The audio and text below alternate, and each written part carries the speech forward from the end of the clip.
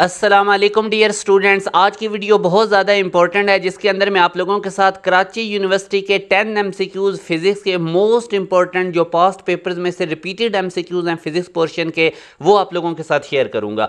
इससे पहले dear students, अगर अभी तक आप लोगों ने हमारे व्हाट्सएप चैनल को फॉलो नहीं किया तो उसको कर लें। इसी वीडियो के डिस्क्रिप्शन में आपको इसका लिंक मिलेगा। इसके थ्रू आप लोगों को एजुकेशनल अपडेट्स मिलती रहेंगी।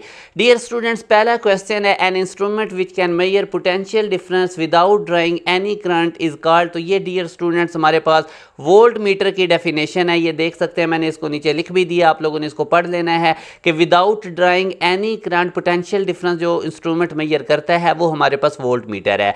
इस तरह डियर स्टूडेंट्स, नेक्स्ट क्वेश्चन है, the internal energy in an isothermal process.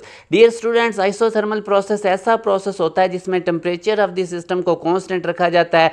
जब टेम्परेचर हम कांस्टेंट रखेंगे तो डेफिनेटली मॉलिक्यूल्स की काइनेटिक एनर्जी भी कांस्टेंट रहेगी। जो चेंज इन इंटरनल एनर्जी है वो जीरो होगी, क्योंकि internal energy is directly proportional to kinetic energy. जब काइनेटिक एनर्जी कांस्टेंट होगी तो इंटरनल एनर्जी भी कांस्टेंट होगी। जो इंटरनल एनर्जी का चेंज है डियर स्टूडेंट्स, वो हमारे पास क्या हो जाएगा, जीरो। तो आप देख सकते हैं, the internal energy in an isothermal process वो हमारे पास क्या रहती है, अनचेंज रहती है, कांस्टेंट रहती है। और जो इंटरनल एनर्जी का चेंज है वो जीरो। तो यहां से अब आप लोगों ने एक करेक्शन कर लेनी है डियर स्टूडेंट्स। अगर तो वो चेंज इन इंटरनल एनर्जी पूछेगा तो फिर जीरो होगा। अब इस एमसीक्यूज में बेसिकली उसने चेंज इन इंटरनल एनर्जी पूछना था, यहाँ पे कंपोजिंग की मिसिंग है, चेंज आप लोगों ने लिख लेना है। और अगर आपसे वो सिंपल इंटरनल एनर्जी पूछे, जैसे इस प्रोसेस में वो आपसे पूछ रहे थे internal energy in an isothermal process, तो वो कांस्टेंट रहती है, अनचेंज रहती है। अब ये मैंने इसकी रीजन भी लिख दी, in case of an isothermal process there is no change in temperature, so the change in internal energy is also zero, so the internal energy of the system remains constant. अब आप लोगों ने इसमें careful रहना है।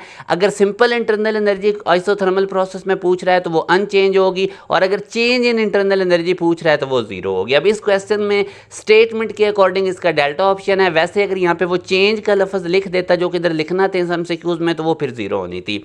Next question में, the potential difference applied across P N junction which results in the reduction of the barrier potential in. तो dear students, याद रखें, जब फॉरवर्ड बाइसिंग हम करते हैं तो उस वक्त हमारे पास पोटेंशियल बैरियर जो है उसमें रिडक्शन होती है, वो कम होता है। और जब हम डियर स्टूडेंट्स रिवर्स बाइसिंग करते हैं तो जो हमारे पास ये बैरियर पोटेंशियल है, ये हमारे पास जो है इसकी विड्थ में इजाफा होता है। तो ये आप लोगों ने डियर स्टूडेंट्स याद रखना है, फॉरवर्ड बाइसिंग के अंदर रिडक्शन होती है बैरियर पोटेंशियल में। इसी तरह नेक्स्ट क्वेश्चन में वो कहता है, an electric kettle of 1000 watt rating boils a certain quantity of water in 8 minutes, heat generated for boiling water is। तो डियर स्टूडेंट्स, हीट जनरेटेड का फार्मूला होता है आई स्क्वायर आर टी।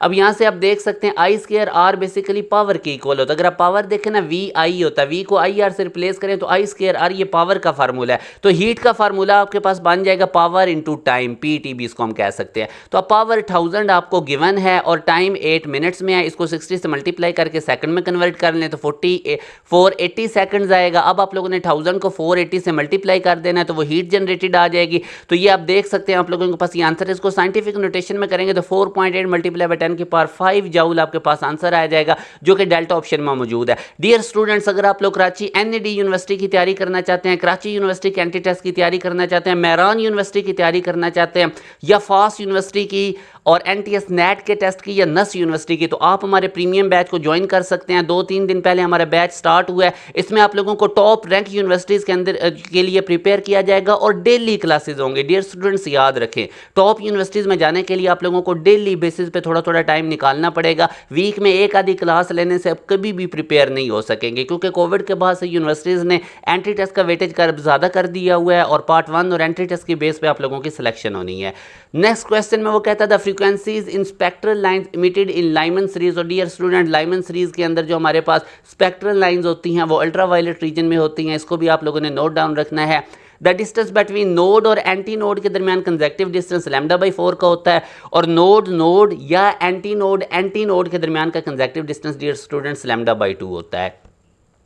अब इस क्वेश्चन में अगर आप देखें तो आपको फोर्स गिवन है, डिस्टेंस गिवन है और वो वर्क पूछ रहा है। तो work is the dot product of force and displacement. तो ये आप लोगों ने डॉट प्रोडक्ट का डियर स्टूडेंट्स फार्मूला लगा देना। आई वाला कोफिशिएंट आई से मल्टीप्लाई करें, 4 को 3 से मल्टीप्लाई करें 12 आ जाएगा, -2 को 4 से मल्टीप्लाई करें -8 आ जाएगा, 12 -8 करेंगे तो 4 जूल हमारे पास इसका आंसर आएगा। नेक्स्ट क्वेश्चन में वो कहता है the energy required to overcome the binding force. तो डियर स्टूडेंट्स बाइंडिंग फोर्स जो इलेक्ट्रॉन्स को मटेरियल के अंदर जोड़ के जिसने रखा होता है वो बेसिकली वर्क फंक्शन होता है। और ये फोटो इलेक्ट्रिक इफेक्ट के अंदर ये टर्म यूज होती है जहां पे हम मेटल सर्फेस से इलेक्ट्रॉन्स को इजेक्ट करवाते हैं अ पर्टिकुलर फ्रीक्वेंसी की लाइट जो है वो फॉल करके। तो ये डियर स्टूडेंट्स आप लोगों ने इसको नोट करना है।